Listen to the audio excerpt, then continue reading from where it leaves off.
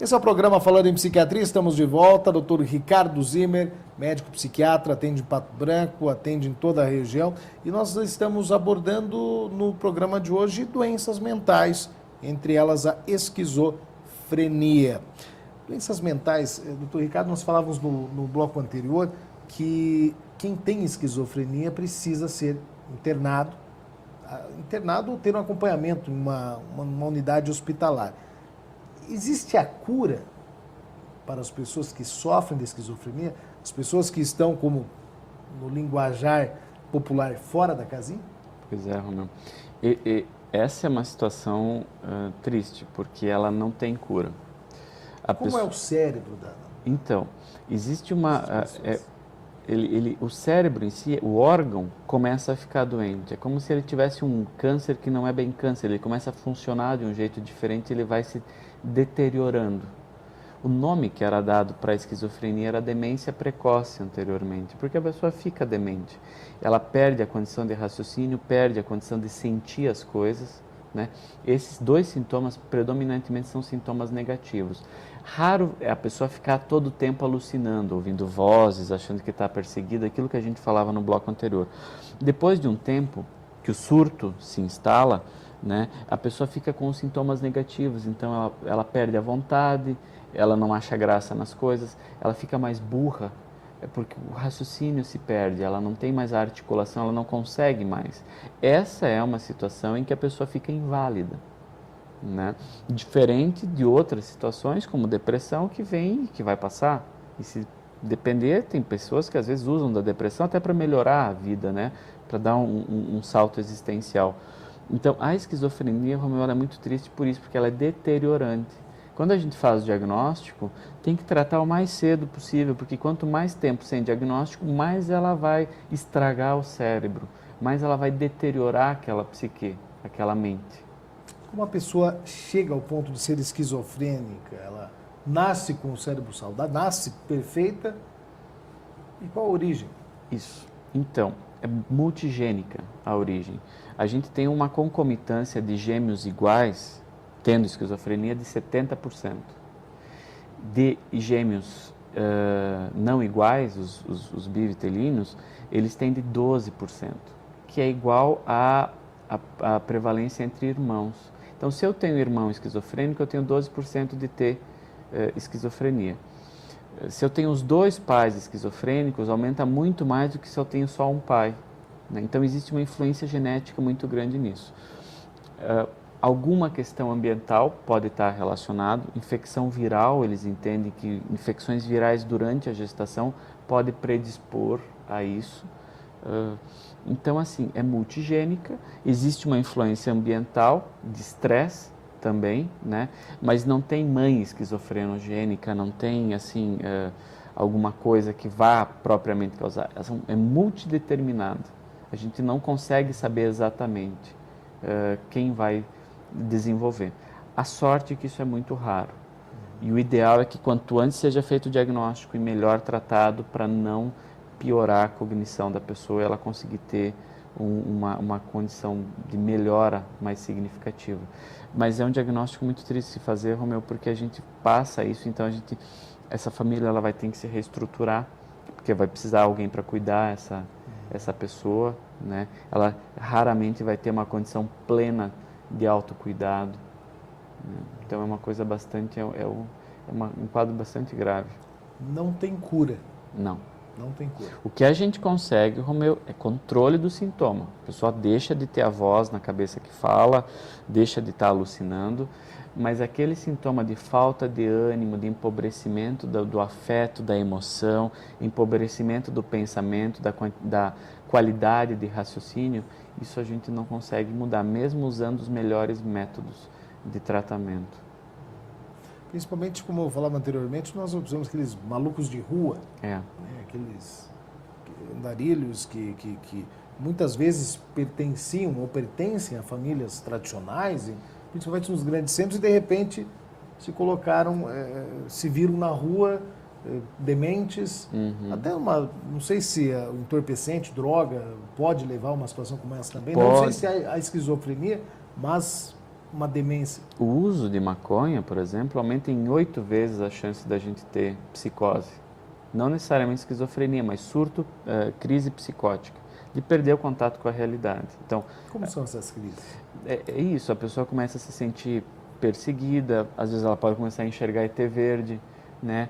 Ou construir ideias de coisas que não existem e que são impossíveis, né? Isso é comum de acontecer com usuários de drogas. E os próprios pacientes com esquizofrenia, eles tendem a usar mais substâncias, a usar mais cigarro, a usar mais álcool, a usar mais crack, por conta de não ter um nível de funcionamento tão elevado. É muito sério, Romeu, essa história de reforma psiquiátrica que foi feita no Brasil, que na verdade o nome está errado, porque a psiquiatria quanto ciência ela está sempre em reforma, ela não é estática, mas a reforma que foi feita do modelo assistencial de saúde mental. O CAPS não dá conta disso, em nenhum lugar do Brasil. Que é o Centro de Atenção Psicossocial. A gente precisa ter leito psiquiátrico para internar esses pacientes graves. E o que acontece? Conforme foi diminuindo os leitos psiquiátricos, foi aumentando a taxa de mortalidade desses pacientes. Só que como eles não têm voz e serviram para nicho de mercado para algumas classes de profissionais que estavam buscando ampliar o nicho de mercado. Quero deixar claro, eu não sou favorável de manicômio, não acho que ninguém tem que viver no manicômio, mas eu preciso ter leito psiquiátrico para tratar essas pessoas, porque não dá para tratar em casa. Na região hoje existem leitos psiquiátricos dentro dos hospitais?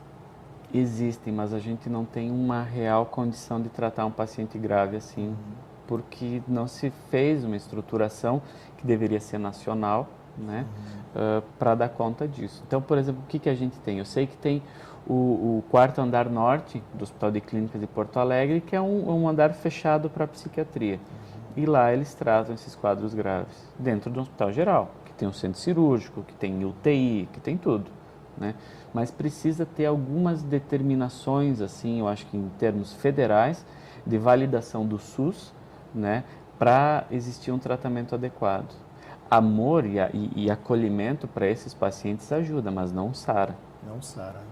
Não diminui o risco de mortalidade dele. Essas pessoas têm que tomar remédio. Mas qual o prazo de vida das pessoas que sofrem de esquizofrenia? Justamente. Uma morte precoce? Sim. Elas são menos assistidas se elas têm uma condição clínica. Até porque elas não sabem responder adequadamente quando você pergunta para ela se ela está com uma pneumonia. E como geralmente ela está mais empobrecida, ela não vai reclamar.